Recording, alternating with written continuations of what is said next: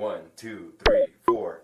In this podcast, you will hear Knights of Vader.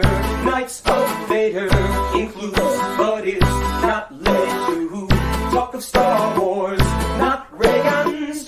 We can't truly prepare you for the junk that follows this song, but hey, we gave it a try. So here's the Knights of Vader. Crystal Fox reports they are divided. Prequel, sequel, canon, love they fight. I know that we are just musicians hired, and their time is up. So here's the Knights of Vader. Impressive. Most impressive. Thank you, Annabelle's Superiority Complex, for providing our theme song. It is October 16th, 2022. You got me Grand Admiral Zenger. Of course, you got my Lieutenant Joe. Hello, everybody. Weapons Officer Rus. Reporting for duty, hello. And Quartermaster Chris Porteous. Happy to be here to discuss the all-important fireworks factory. Yes. Finally made it. Yeah, we made it to the fireworks factory. How poignant and awesome that joke became. Yes, we are going to discuss the next arc in the Andor series. So very, very, very excited to get into this. Since I watched these as a chunk, they all kind of blurred together for me. So I'm going to hand off to Chris for the episode breakdown. All right, so the best thing about the last few weeks, I think, is it really, in the online Star Wars response discourse, it really separated the children from the adults, I think, a little bit, because, there was a whole lot of typical, especially on a little bit with episode 4 and a lot with episode 5, there was a lot of people being like, yawn, I don't know what's going on here, I'm bored, I don't know what I'm watching anymore, I fell asleep during this. And I think, you really got to keep in perspective that they're not that long.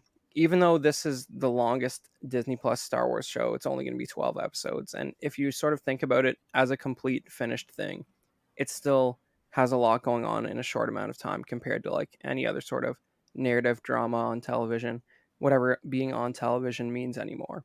But anyways, there's a lot of people complaining about 4 and 5, and then obviously 6 was a game changer. But if we're taking it chronologically, you got episode 4 simply titled Aldhani, and these 3 episodes are directed by Susanna White and written by Dan Gilroy. He's a pretty good writer as far as the Gilroy boys go. The Bee Gees, yes. Yeah, and this first one is just Cassian and Luthen have left Ferrix. Luthen sort of pitches this heist to Cassian, and he's going to drop him off to join a rebel cell as they sort of plan to steal an Imperial payroll from a garrison. Yeah. That's on, what's that planet called? Is it just called Aldhani, or is that the people and the planet? I know it says Aldhani. It says the Aldhani skies to escape. Yeah. In the description it says the Aldhani skies to escape since their getaway vehicle is slow. Right. So I'm going with it's the people, the planet, and probably the city nearby too. Right, and then Warrant Officer Steve, whatever his name is, who got fired, he goes back to his mommy in this episode, I think. And whoa! Oh, you mean Cyril Karn? Yeah. Oh, come on, let's not disrespect Cyril Karn. He's I think he's a breakout character in this. I can't remember if he showed up at his mom's at the end in episode 3 or in this one, but you get a little sampling of his home life in this one, and 4 and 5 don't really have a super poignant ending. But I don't know, man. I'm loving these dialogue scenes. As far as Star Wars dialogue scenes go, these are real believable. They're good. Yes, it does happen in this episode, because you also get the complete breakdown of that whole the ISB going in and being like, we're gonna smash this thing to bits now because they messed up, and us as the Empire are going to show them who's boss. Yeah. I love the two factions we kind of see at work. We don't really know why we see them. And I just want to say real quick, because I didn't get to come on the first 3 episodes, but I don't know, things that people describe as the boring talk. I don't know. I'm loving all of it. Like my favorite scene from those first three was watching Cyril Karn and his boss, the Scottish guy, just slowly talk about how the business worked out there and going over the case. I know I'm acknowledging, I'm watching, I'm like, this is so boring, but I'm hanging on every word of this. Like, I don't know why. I'm just so involved in this. Well, do you distinctively remember which part was episode 4, Zenger? What were your thoughts on that? I know that it's the whole setup of him joining the group and everything. Oh wait, for which character? Well, I mean it is the setup. Like Luthen and Cassian are sort of talking about the game plan, uh, and you get a little bit of. I guess this one is oh man, is 4 the one where Luthen gives the Kyber crystal to Cassian? Yes, Because Luthen leaves right after that to go to his oh bizarre. no his fan service store, because they don't really put fan service anywhere else in this. See, that's Dude. what's good about this is it's there, but it's not distracting.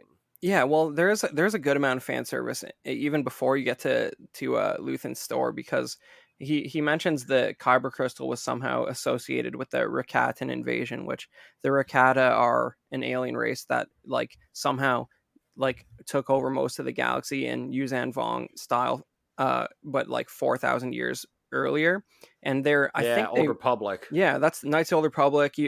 I think by the time you run into them in 3,000 BBY in Legends, they are relegated to a primitive race that's like on a tropical planet, and they don't even have ships anymore. But it's pretty cool to hear that referenced, because it's like it's once in a while you get an interesting, totally irreverent deep cut from the story group, because the Gilroys have no clue what their Rakatans are, so it's good that someone's watching their back there. And there was another real strong Force Unleashed reference besides we get the armor. Yeah, besides the armor. And I know that there's a reference to the I can't remember what the planet's called, but it's the shipyard. Yeah, well, even besides that, so basically, when Luthen goes out to meet Vel and let her know that Cassian's going to be joining the crew with his pseudonym Clem, Cassian has a brief exchange with Luthen's navigational droid, who's voiced by David Collins, who is the voice of Proxy in The Force Unleashed. So that's pretty cool. They reused the David Collins as a droid, which, it's fun. It's a weird deep cut. They could have anybody voice that, right? It's cool. Yeah. Joe, do you remember 4 distinctly from 5 and 6? What do you think of 4? I love I think that was when they were in the ISB, Mm-hmm. and that was actually really good. Especially, it's like if you worked at any store growing up or anything like that, and you have all these people, this is how we do things here, and they go over their mission statement, but what we actually do here is X, Y, and Z. So, and it was nice to see how it was a big old empire, but they were like, make sure you get your report in on time type thing. I've wanted something like this for the longest time in Star Wars. I know that some of the books have it, like the Thrawn books have it, to where there's this political intrigue with the like officers, and the fact that since Palpatine sort of is a evil Sith Lord, it's kind of implied that if you want to move up, you got to be a backstabbing a-hole, which is something Thrawn isn't. So he always had trouble moving up because he never played the political game. He's just like, my talents will carry me. But I like that in this, how like we get the one officer who's trying to mingle into other stuff and everything and get into everyone else's business. And I like that aspect of it. It's something I would watch an entire series just based on like a Empire Law and Order or something. House of Cards, West Wing, just something like that, where we're just dealing with a ton of Imperial officers and don't even need the J word ever mentioned. It's like the mundane. They're accenting the mundane in this too. Yeah, and that's I think what I'm eating up is more of that. It's like you don't ever see that in the movies. You don't ever see them like, oh, make sure you get your quarterly report done. Yeah, or I mean, if the most we get is the whole like, oh, you're going to see a ton of Senate stuff. It's like, that's bureaucracy. I want to see detailed bureaucracy.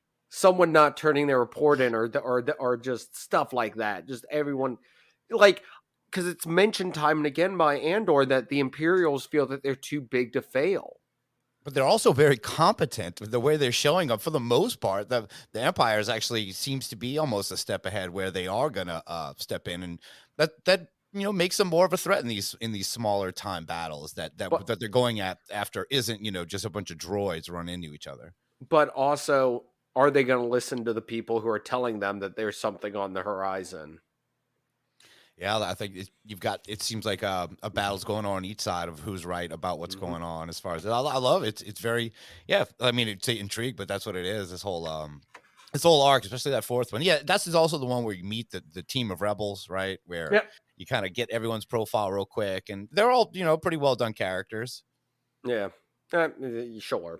For a heist movie, sure. You get a writer for the first time. Is this fun? Is this going to be the Gilroy's favorite thing? Like, yes, we could write about a writer. There's a writer character now.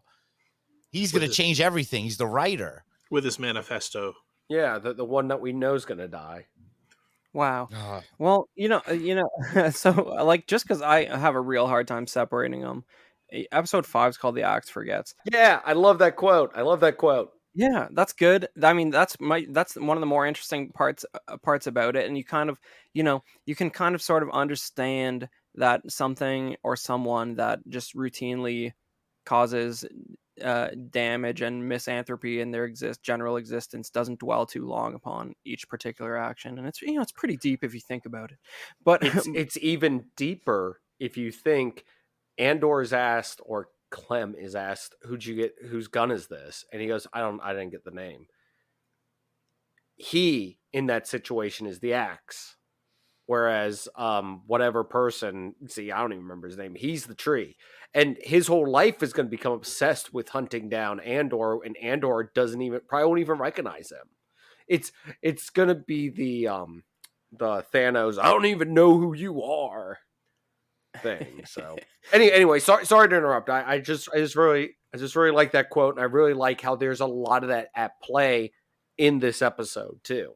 Yeah, well, all the pieces are sort of in the same place as they are in episode 4. Like, and I think that's what all the mouth breathers out there couldn't stand for. That not a whole lot of progression happened. Clem and these rebels are sort of on their hike through the Himalayas this whole time, and they get their fitting hats that match the Earth geography for where they're walking through.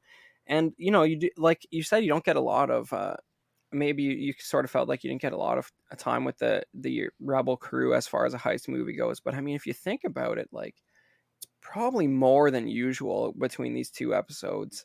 Yeah. And and just like in episode 4, you're intercutting with the ISB, and I'll never remember the ISB's people's names to save my life. You got the lady, and you got the guy who's like messing with her and not letting her look at his files. No clue what they're called here. I got all their names here, but I don't know which are which. Dedra Miro is her name. That's Dedra. Good. Dedra. Okay. Yeah. So she's trying to connect the dots between all these like various attacks that everybody else doesn't really want to rock the boat and sort of figure out what's going on there. And she's trying to move up. Yeah. And God, and it's like the resistance she's experiencing in the office is not unlike the corporate security boss in the first couple episodes, where he's just like, it's really not worth it for us to look into this. It kind of looks bad in general. It reminded me of one of the funniest moments in The Empire Strikes Back, when you look on it retrospectively, when the probe droids all go out, and one of them's like, "Check it out, I'm videoing the rebel shield generator," and they sends it back, and this guy's standing beside Vader, and his immediate reaction is, it's probably nothing. We should probably not even look into that, even though we have video of it right now. And it's like, it could be anything. We don't need to bother going there, even though Vader's like currently looking at his monitor. And just like the comedic incompetence of that is just like, it's not lost on me, and it felt consistent with it. It just felt lived in a way that I haven't. it lived in and practical and real in a way that I haven't felt from these things in a long time. Like there's no office bureaucracy in the First Order, you know, like they just can't figure it out, you know. But And that's why they failed. yeah, exactly. They couldn't, you know, they didn't realize they needed to keep the Senate running, even though there's like 5 people who show up to work, you know. Yeah, I think get to there was mention less that. than I guess that. that was in a later one. Yeah, we got to see. Yeah. I got excited seeing the Senate. I didn't think it would bring that out in me, but seeing, I was like, "Ooh, who's gonna be here?" And then you get, I'm like, "What? There's no Greedos or anything screaming at each other. Aqualish guys. It's real quiet." Yeah. Everyone getting up and leaving. That was the best part. She's sitting there talking, and next, they get up and start leaving. They're like, I'm done with this. No, the Lieutenant Gorn, who's the double agent stuff, was really good about like them, like a few of the people were asking to have off to be able to watch the eye and everything, and it was like I said, the whole thing was interesting seeing the motives because we don't really find out why he's being a double agent until until his very end and the very end. Sorry, spoilers. With that too. Yeah, I mean but I mean I just love the portrayal of the Empire here. It's like it's so, and I mean it gets crazier in episode 6, but it's so like practical and nuanced. Like one of the, like, you know, like I just get into it with people like online, like who don't like this series, and it's just joyous, you know, like they just like Disney's portrayal of the Empire, especially in stuff like Rebels, is just like they're just such comedic. They're so malicious and stupid about everything that there's no way they could actually like functionally run an empire. Like, I guess they didn't, and they were so terrible that the Rebels defeated them in less than 18 years. But you know, like sometimes they just blow things up and mess with civilians and just laugh about it and twirl their mustache in a way that's just non-plausible if they were actually trying to like functionally run anything. And you know, this series just doesn't do that. They make concessions to deal with people, like whether it's like the fact that all the officers want to watch the eye sort of go over the base. They realize that, and they sort of set it up so that it's skeleton crew, so a bunch of guys can watch it. Maybe that's part of the inside job so that the heist works out, but it still feels like all those guys were going to ask for time off to watch it either way. You know, it's cool. Another thing I like is the whole, like, they're doing all this stuff to try to, you know, put the foot down on these the Adani Aldani. Aldani Hill folk, sure. Yeah, and the hill, like, they don't give two craps about what the Empire's doing for them. Like they're almost making them do it out of an inconvenience to the Empire to continue to do this stuff. Yeah. Like the Empire saying, "Oh, we're setting up stuff." Like they don't think these people are in. I mean, they're really not in this, but it's showing that there's a distrust of the Empire, that they're not wanting to go with the flow. But Right. it's cool because once again, these officers are like, "Oh, we're gonna do this stuff for them for this time, but next time they won't be up here and this won't be happening." So it's one of those that they, once again, the axe forgets.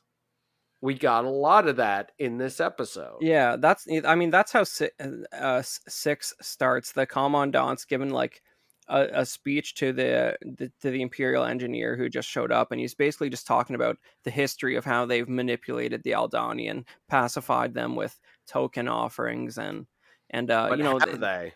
well, I mean, he does talk about how I think he says they started out like 15,000 or something, and then he put like little bars along the way, and basically the crowd that finally made it to Burning Man was only like 60 people from the original. I mean, it's the most imperialistic thing that has ever been done in, you know, representing the Empire. But yeah, the wear down of a culture. But think about this though. This is what, like, think about the budget he must have had for these like rest stops that had beer. Like, how many of those did he build along the path just so that less guys would show up to the party? And then even when they get there, you have the commandant coming down and like giving like a goat pelt to these guys. Like, this is what blew my mind. Like the level to which they were actually accommodating these guys, rather than like doing like the cartoon Empire thing where they just like close the gate, and like if they try and get near the gate, just start firing at them. Like it felt so practical to me in a way that's like that guy, that the commandant hated them. He was disgusted by them. Yet there he is in his Sunday best, handing over the goat pelt and participating in the ceremony. Well, we're seeing like this is some of the earliest Empire we've seen. You gotta say, where is this in relation to actual Rebels? Like, how far after Rebels are we, or is this before? I think it's a little before, because Rebels ends at the Battle of Yavin as well as Rogue One, basically, and it's probably a little before. 4 years. Still, the Empire did have to ingratiate itself at some kind of level to be able to do anything, and we're just kind of seeing probably the end of that. The way he's talking about, oh, this great field we've got here, yeah, I mean, this planet's just perfect as a way station, however they put it. They're just, oh yeah, the shipyard's going to be here. Yeah. It's 4 years, I think, before Rebels, and it's a year or two after Solo, because Andor was at that battle that takes place in Solo. In Mimban? Yeah. I think it's mentioned that he was there. Now, I don't know how long that battle took place. It could have taken place for years, for all I know. I think he was actually on the other side. I think he talked about how that whole battle was manipulated by the Well, Empire. yeah, he was at it in some capacity. Yeah. I don't know what, but it's mentioned in episode 4 that he was there.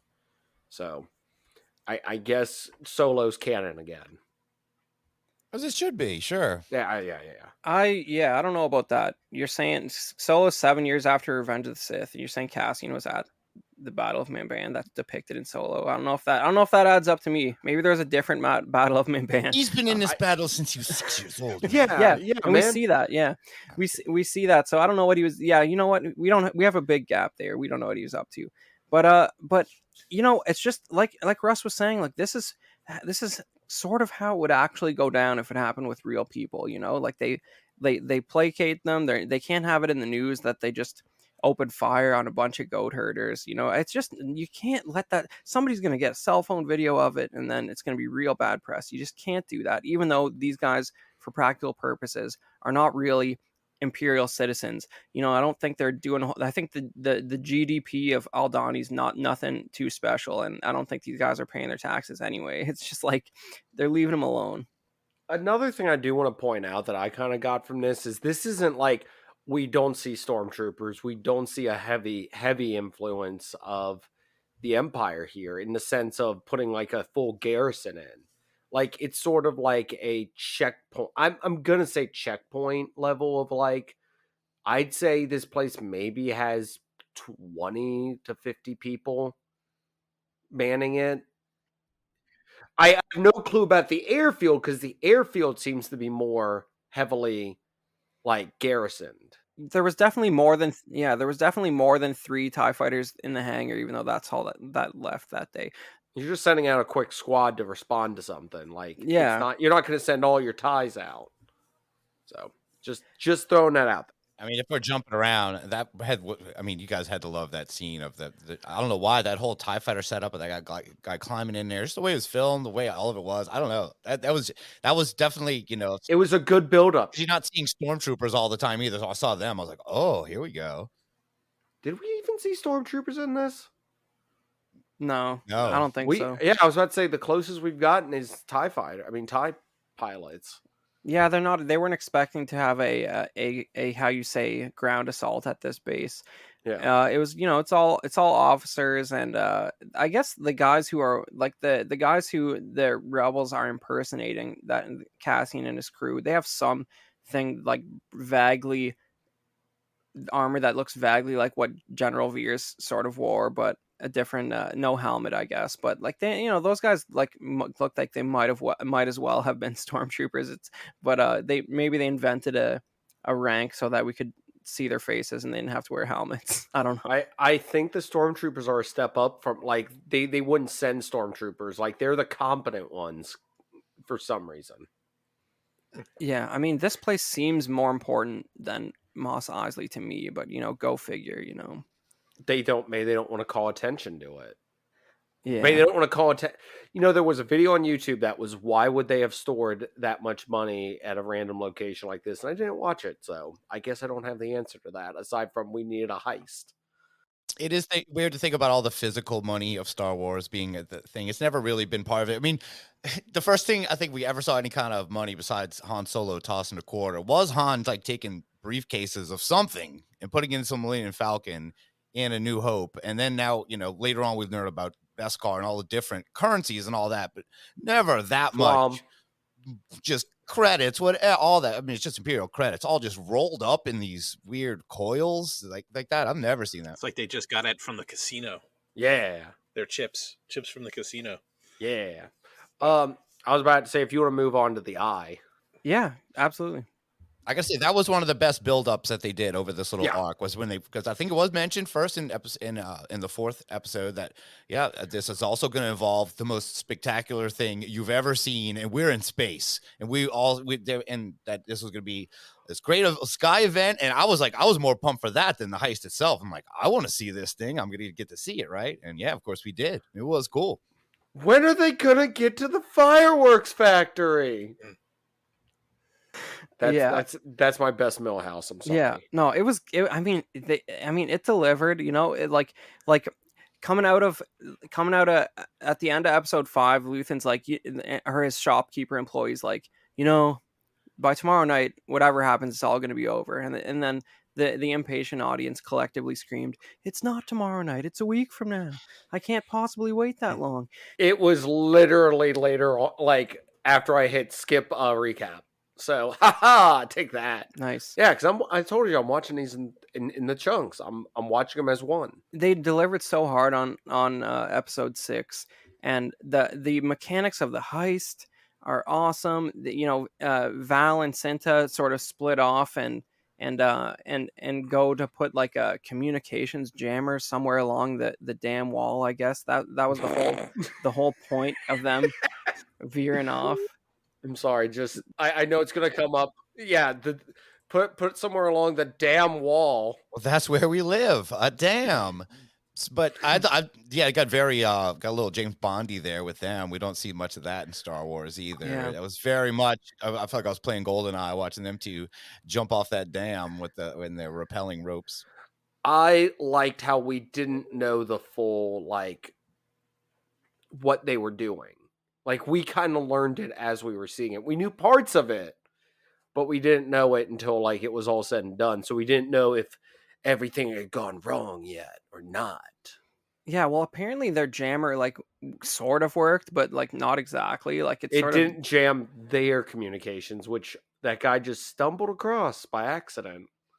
That one Imperial guy did his job for once. He figured out something was going on, and he got the communications working. He got to call in the ties and everything. Yeah, they're part of everything worked beautifully, it wouldn't have been a cool heist. The fact that a couple people gotta get popped, something's gonna go kind of wrong, and you're barely gonna get out. Most of them were killed, right? you get the whole buildup of what's gonna finally catch them. Is someone gonna break? Someone going to stand up and fight back? Are these ties that are coming in? Is that going to be part of this? Is, this jammer thing not going to work? Because there was one moment I thought that the group that they were impersonating, I thought there was something to do with that when that one guy ran up and goes, "Sorry, we're late." And I'm like, oh no, they're going to show up and it's going to have to be a shit. And nope, that wasn't it. There was a lot of, like I said, since we did not know 100% of the plan, there's balls in the air. Which ones do we need to pay? It's sleight of hand. It's which one of this, what is going to bring this down, or what's going to happen? How is this going to fall apart? It felt like it was going to fall apart as soon as that, I guess the top guy down there, when he was like, "You're not even going to be able to get in." Yeah, I can open the door, but I can't do this. And they're like, "Go line, get down there. We're going to shoot your kids in the face." And they're like, "All right, I don't know. I told you. I don't know. It's not going to work." It was a lot of back and forth with that. It was adult heavy stuff. It was good. I liked it. Threaten more children, Star Wars. Yeah. Well, what am I saying? They're always in threat in Star Wars. That's kind of what they do. You had to have that moment. Well, but it's just hard to marry the two realities of in this show, the kid fakes sick to get out of going to public functions, and when he gets taken as a hostage, he does nothing and just listens to what the hostage takers say. In Kenobi, Leia, diffuses the hacked hangar doors while Roken just rotates in circles, not knowing what to do. You know what I mean? They're not I'm sorry to bring it back to this, but they're not in the same universe, and it's like it's too hard for my brain to like marry them. But this is it's so practical and grounded that like I'm engaged while watching it. You know what I mean? Like it just keeps me in it.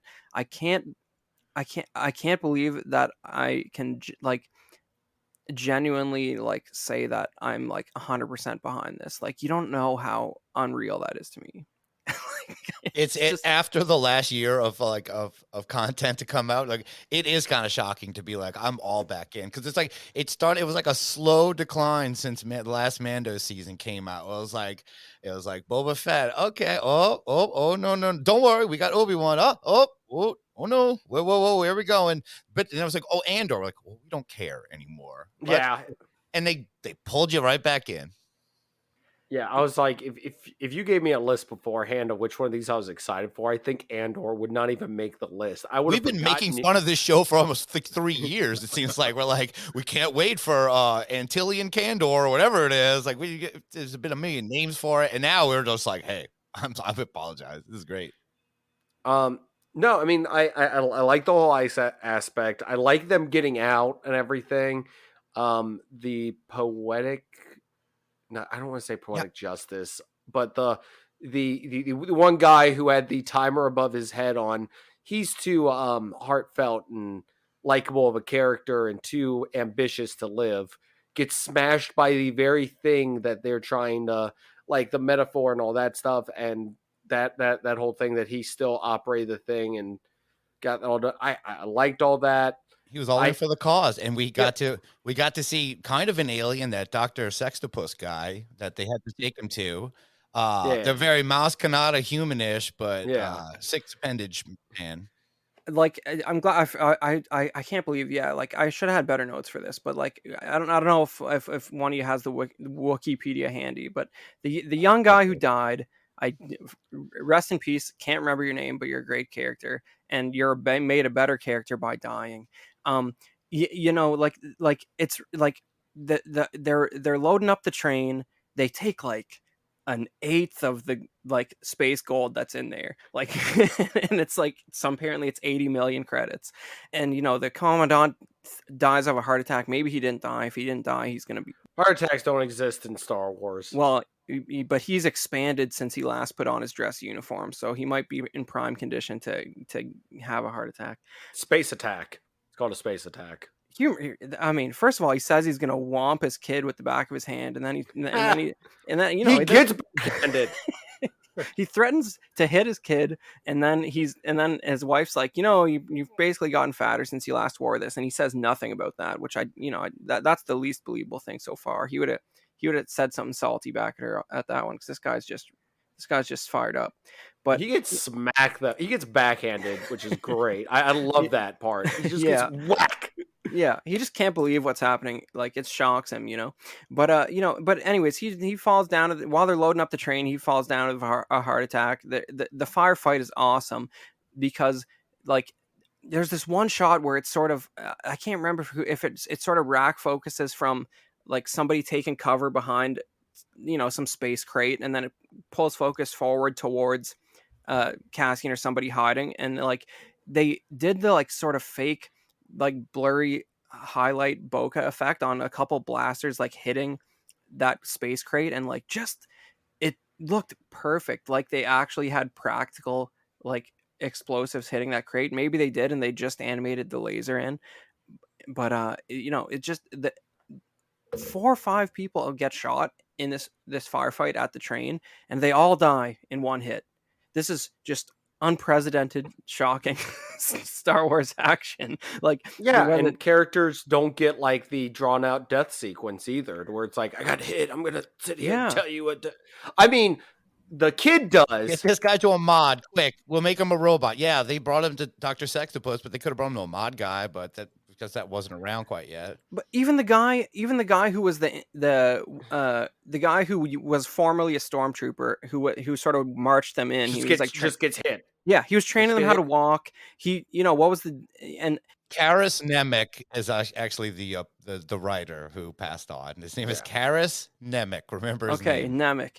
All right. So, but yeah, his name was Charismatic. Charismatic. Yeah. Yes, charismatic. That's how I remember him. Oh, I think you're messing with me now. That would be like a Pablo Hidalgo like character name if it was real. But the guy who was the stormtrooper, he gets shot. They like look at his dead body for like half a second before getting on the train. Like there's no fanfare. He's not partially still alive looking at them. Like he's already dead. And by the time they get on the train, like I feel like I didn't even see half of these guys go down. Like there's Nemec, Skeen, Val, and Cassian by the time they get on the train. That's it. I was about to say Gorn just gets randomly shot at some point. Yeah. It's it's just random. It's not like some big fanfare. It's just they randomly just get hit and just go down. And it's the whole like they knew what they signed up for. They need to get this up and going. Like the only ones that really technically need to survive are Nemec to an extent and Andor and Clem. So I guess because he's definitely not Nemec. Yeah. Well, I said to a point. To a point, he has to survive. It's already known that Clem is his father's name, correct? Cassian's father. I just thought I don't know where you got that from, but I'm buying it. No, it is true. Yes, that is true. Actually. All right. Well, we're jumping all over the place like crazy, but it's been a few days since I watched this, but so Val made it on the train, Skeen and Nemec and Cassian, and then Cinta was like still. Yeah. What is she doing? She's walking out the front door. She just walked out the front door with all the celebrants at the eye. She just like nothing ever happened. Like, well, she has an Imperial officer uniform on. Yeah, when she gets outside. So like, I don't know if she's going to try and blend in with the crowd afterwards, but I feel like that crowd's going to get some extra scrutiny after the night's events. But we'll see how that plays out. But just getting back to Nemec. Yeah. Nemec. Charismatic Nemec. Yeah, so I mean, Nemec gets, they didn't secure the cargo, and he literally just gets his bottom half. He got smashed hard by like a skid of gold. It's like and suffering from success, literally. Yeah, and most of the stuff is very practical and sort of believable in terms of like if you sort of suspend your disbelief that type of ships and all technology can exist. It got me a little bit when they give Nemec some morphine and he manages to articulate just climb, dive, very vague directions to Cassian that somehow saved their lives. He's like, I shouldn't climb. You're like, climb. Yeah, you're right. That was like the equivalent of plugging Lando's droid into the Falcon real quick before, he completely dies. Like, we need him and his old school tech to get us out of here with his space binoculars. Yeah, well, no, that's exactly. So like, I think maybe at one point he throws like a 5.2 or something on the end of dive. He gives it a couple numbers just so it's not completely ridiculous, but he gets through that, and I mean, a lot of people have been pointing out, on the way to the heist, Cassian says to him, "You'll sleep when it's over." Like, right in the feels. You know what I mean? But I love how like after he sort of directs them, he doesn't like he has no death scene really. Like we don't see him talk again until it's over, and they stop at this doctor. And this is actually not the first vaguely orange four-armed alien that looks sort of like a human, but he's orange and he has four arms that we've seen in Star Wars. The first one, I mean, the like sort of the meme of the four-armed alien in Star Wars goes back to the holiday special with Chef Gourmanda, of course, everybody knows that. But the next one after that was in the Droids cartoon. They go into a cantina, and there's a guy running a cantina who's also orange and has four arms, just like this doctor. So, all right, I like the I'm glad that that's. I got to say, it's probably more of a throw to the holiday special. Probably they wanted to put something in like, let's legitimize it just a little bit. We'll get Dr. Sextopus in there. Yeah, well, I mean, they're basically humans that have forearms and they're a bit orange. I guess Chef Gourmanda falls into that category too, right? And then, of course, the Chef Gourmanda's dark past as the yeah, rebels or doctor. yeah, but there's a hilarious cantina owner who's orange and has forearms and like gets comedically like pissed off by R2 and 3PO in the Droids cartoon. It's pretty good. But and then you have the ultimate four-armed cantina owner, Dexter Jetster, but he's a whole other thing. But it wasn't the first time we've seen that sort of alien. It could possibly be a holiday special and/or Droids cartoon reference, which is nice. And when I first saw this four-armed doctor, who, if you put subtitles on, apparently has a really stupid name that relates to him having forearms, kind of like Dr. Mandible from a Book of Boba Fett or Mandalorian. Quado. Dr. Quaddy, yeah. It's like Dr. Forearms, basically. But when I first saw him working on the guy, like, he has this big syringe he's putting in there, and I'm like, what is with these guys thinking that they can, they gave him a syringe on the ship. I guess that was just painkillers. But, you don't cure a completely obliterated spine with syringes. Whatever, the doctor's working on him. And I was just like, he better not just be fine in about a couple seconds. And I couldn't believe what I was seeing when they pulled the sheet over him. And, Cassian had just shot Skeen outside after he tried to sort of double cross them and take half the credits. And you realize that the only reason they made it to the doctor was because Skeen wanted to pull over somewhere so he could steal the prize. Mm-hmm. And they didn't save him. They didn't save the guy anyways. So, like, even so, out of the four of them who made it, two of them are already dead just because of this. Yeah, and Cassian's out essentially. Yeah, so high margins on the heist because Val's showing up alone with it basically. And I just like it's powerful stuff, man. Like, they pull the sheet over the kid, and like, I just like, are they actually doing this? I can't believe it, man. And how quick he kills Skeen when he starts like scheming. Cassian just blows him away, and I 100% think that was I kill him before he kills me. Like, this guy having this conversation with me he's testing the water, and if I don't do what he wants, I'm dead. And I think Cassian's been feeling him out. He goes, I don't have a brother. Yeah. My brother wasn't a farmer. He knew that he was lying to him from the start. Yeah, he lied to everybody because he was told to tell him the story of why he's joining the little band. Mm-hmm. I guarantee, and it's showing how because everyone's like, oh God, Cassian killed that one guy right at the beginning of Rogue One. It's like, yeah, that wasn't his first time. Yeah, like he's mission orientated.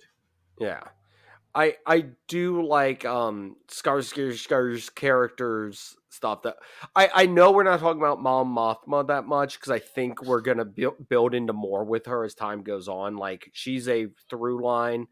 Skarsgård's character, I liked how when he changed the outfit. He was a different guy. Yeah, no, he changes the outfit, and I like how he's sitting there in the mirror and he gets into his character and everything. I'm doing an impression of it, but it's audio, so you won't see it. But they will. It's a stellar impression. Yeah, no. It was. I like that, and I like how he is like like that's why he's so good at what he does. I like all the acting. I like the choices. I know he didn't talk about Mom Mothma stuff that much because I feel like there's not a lot to talk about. Yeah, it's just her and her husband having these tension moments. Evidently, there's a daughter. There's a bit to talk about. Yeah, there's a little bit to talk about. Like, Mon Mothma's husband is hilarious. First of all, he's a player. He's awesome. Yeah, he's like, must everything be sad and boring? When he said that, I was like, I love this man. Like, he reminds me of like hedonism bot from Futurama or something. Like, I don't think he's actually into Mon Mothma. I think it was a politically opportune marriage. He might he might have alternate persuasions. It's just, it was the right thing at the right time. And he just likes having big parties and drinking wine and like. I'm sorry, Chris. Living the life. You've got me 100% thinking of just every scene, but instead it's hedonism bot just sitting there being like, pour more oil on me, Mon Mothma. Yeah, I mean, like I don't know, and like he's so uninterested in the kid. Like the kid, like it's weird. The kid's not bothered. Like Mon Mothma's like, yeah, I'll go to your soccer practice, and she's like, yeah, I know you're just doing it to take pictures and stuff. And like, Ooh. does the dad even like was it even in the cards that he was gonna go? Like I don't. It's like there's no emphasis on like what the kid and the dad's relationship is. Doesn't remember the driver's name ever. But he did ask for it. He's definitely skating by on her, wealth and everything. It seems like he's just the tag along husband. He's like, I'm just having a good time. I don't care about whatever you're getting to. She's super serious about everything, of course, and he just likes running the parties. He heard a rumor that she bought him some sort of antique present, and he's like, "Ooh, a present! It's going to give me a present." Oh my God. I just realized their relationship is mine and Ellie's. I just sort of skate by and kind of appear at things for pictures. Amon Ellie and hedonism Zenger. Paul Bangles wins on me.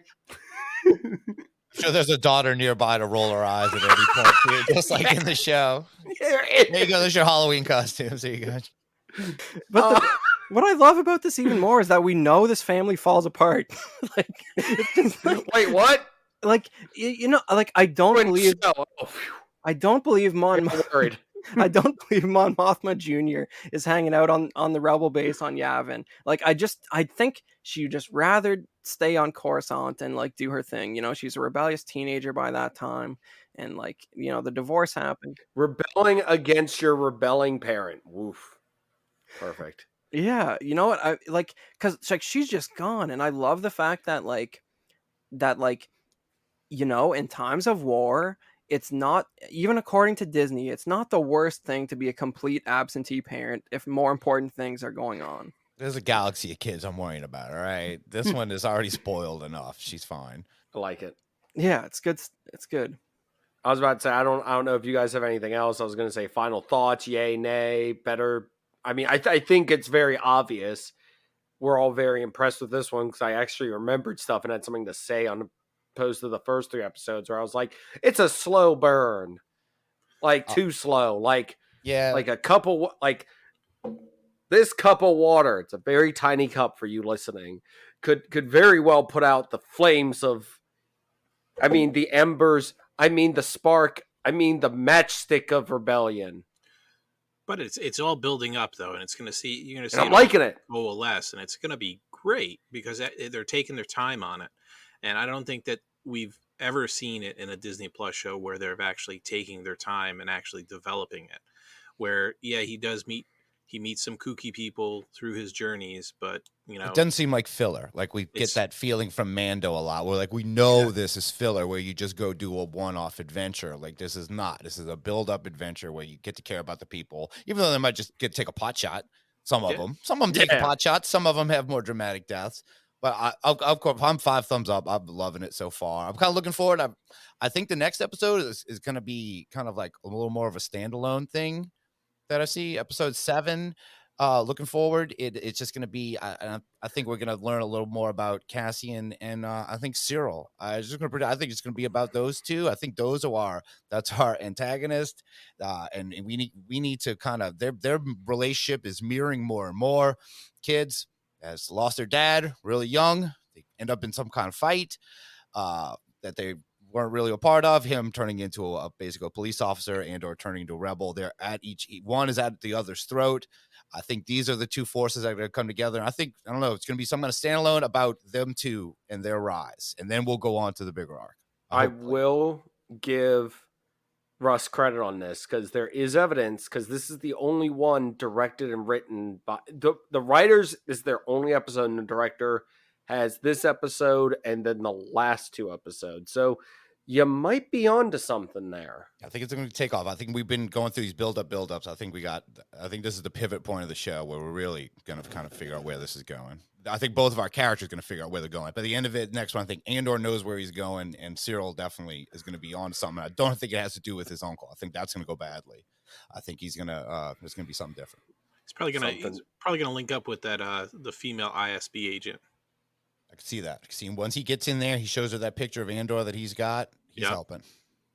Yeah, I heard somebody speculating that Uncle Harlow, who's going to give him the job hookup, is the old guy running the ISB. That'd be cool. I don't know if it's accurate or not, but that seems like it would fit with everything. And how everything's getting connected. Be like the usual suspects are going to sit there and have like little shots of film of, did you catch this? But I mean, technically these ISB guys that we're seeing, like that, you might say that makes it small if that's Uncle Harlow, but technically those guys don't really have a lot to do with our other cast of characters. Like one of them is responsible for the planet among many other planets. One of them was responsible for Ferrix, but beyond that, they don't really have a lot connection to the main characters.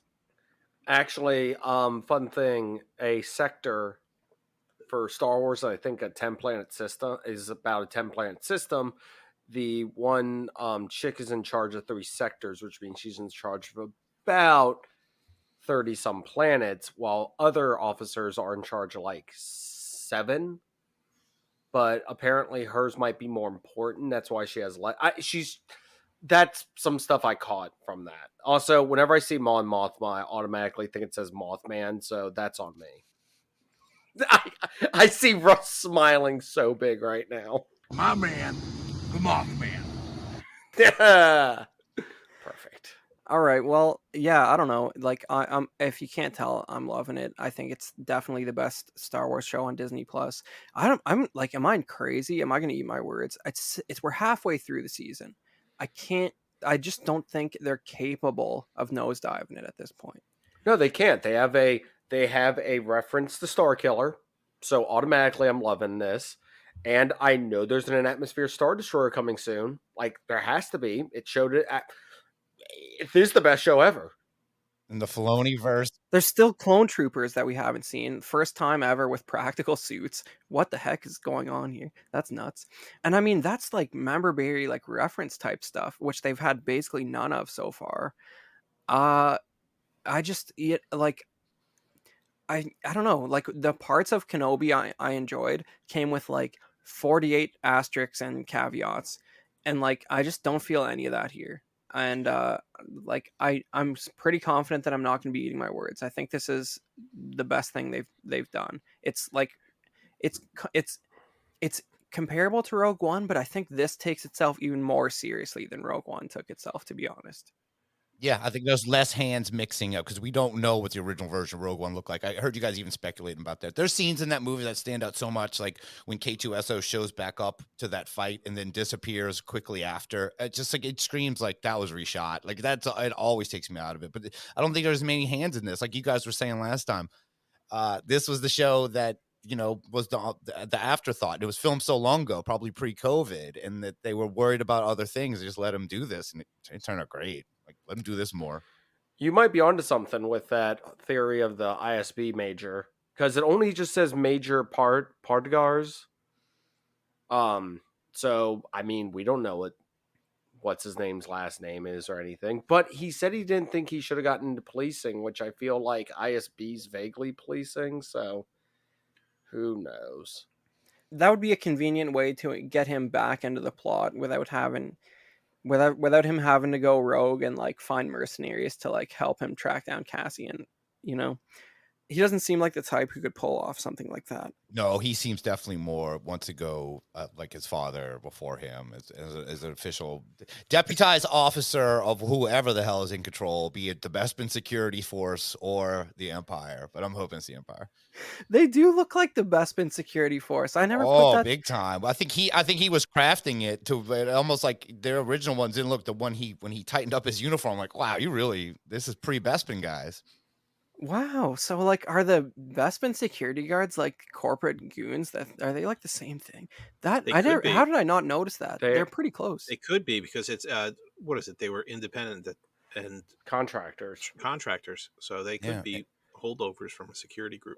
And I've seen reports that the Gilroys only had the really crappy action figures as kids. So Pruneface is probably going to show up. There's going to be a bunch of more Bespin guards. Lobot. All the humans. Yeah. No aliens. That's what we've gotten so far. They used to get so desperate when they break, they'd stick 2 arms on another guy. Like, this is Dr. Sexta guy. Okay. Yeah, they drew him. They used marker to draw a beard on their Han Solo. Yeah, it's all right. So this is awesome. We're all loving it. Zenger, you got anything else there? No, man, I'm ready to wait 3 weeks and watch the next one. Oh wow, I can't. I applaud your commitment to doing that. It's just because I know it's connected, and due to the fact, like with the other ones, I'd wake up super early, and this is one of those I want to pay attention to and watch thoroughly because I feel like it's whereas I feel like the other Star Wars shows have been a great fast food meal. I feel this is a sit down and dine meal, if that makes any sense. Dude, the other Star Wars shows are like a repeating sequence of MCU end credit scenes. There's like 4 things to be spoiled about every week when one of those other shows comes out. Like whether it's Obi-Wan or the Book of Boba Fett, there'll be something that you'll be spoiled about. It'll be a character appearance or something. Oh, nothing in this. No. I haven't seen the dummies like spoiling stuff online because like they don't even know what's going on. They're bored. It's great. You just show a random image, like, well, this doesn't mean anything. There's some people sitting around, guy walking, oh, something blowing up. Yeah, they don't know how to craft it into an article headline that spoils like the end plot in one sentence. It's fantastic the way it almost feels designed that way. So that's great. We all love it. That's awesome. Zack couldn't be here tonight, but I had one interaction with Zack last week that I want to share. He reminded me that it was the last day of being able to pre-order Boba Fett's throne room on Hasbro's Pulse, which is the playset that comes with Fat Bib Fortuna carded, and it's like Jabba's throne with like 50 little cups and pillows and stuff. And I'm gonna dress it up as Jabba's throne, but I think Zach's really got his eyes on a carded Fat Bib Fortuna because somehow that represents the very best of Star Wars to him in some way. So he reminded me that it was the last day of that, and I ordered a couple of those. And I'm pretty excited about that looking like Jabba's palace in a beautiful diorama. And I think Zach just thinks Fat Bib Fortuna is a cultural meme of some kind. Yeah, I could use a Fat Bib Fortuna, but I'm not popping on that. I already got a Jabba thing. What was I okay? If we're talking about interactions we had with Zach, I messaged him the other day and said, "Was it perfect?" And he goes, "You're going to have to be a tad bit more specific." And I showed him a picture of Black Adam, and then I went, "Wait a second. You guys are just standing in front of the standee. That movie's not out yet. Never mind."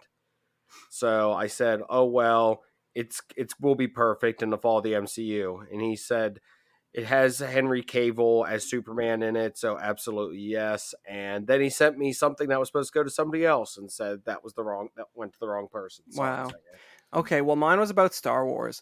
But yeah, some people watch Black Adam, I guess. That's the thing. The Rock's 50 years old and he's making a superhero debut. What a time to be alive. Yeah. I'm excited. All right. Well, I hope everybody ordered their Fat Bib Fortuna. If we're if we're wrapping up here, we tell you at every episode, but you can find me at the Chris Porteous on Instagram, and you can follow Knights of Vader on Instagram at KOV Podcast. Zinger, you want to plug any nonsense going on Zing This? Oh yeah, I'd actually love to plug the fact that the Bengals beat the Saints today. That just all happened. right. You can of course start to get into the fantasy world of Star Wars and Andor magic. I gotta bring you back down to the real world. Gotta bring you back in.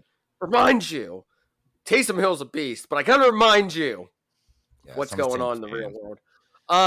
No, you can of course find Zing This wherever you find great podcasts. We're of course in the middle of Zingtober, leading up to our adventures in the world of cereal. Because we're gonna be doing a role play where we go through the creative world of different cereal mascots and stuff, like we've done in the past with Robot Apocalypse. But this is a cereal apocalypse, so definitely tune in Halloween night for that one. Cool. Russ, what's going on with Unbelievers and Zona del Silencio?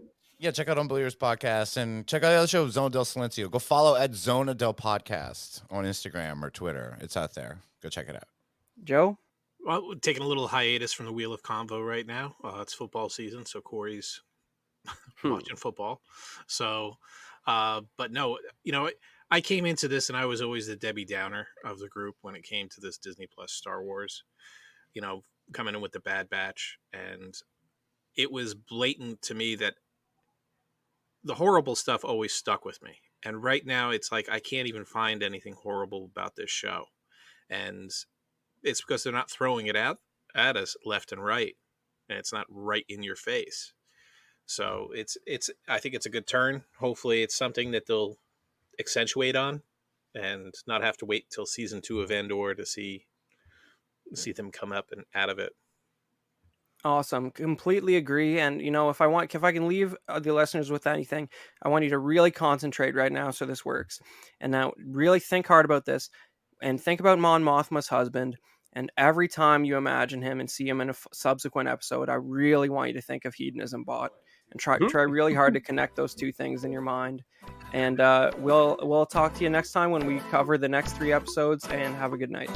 Remember Andor, down with the Empire.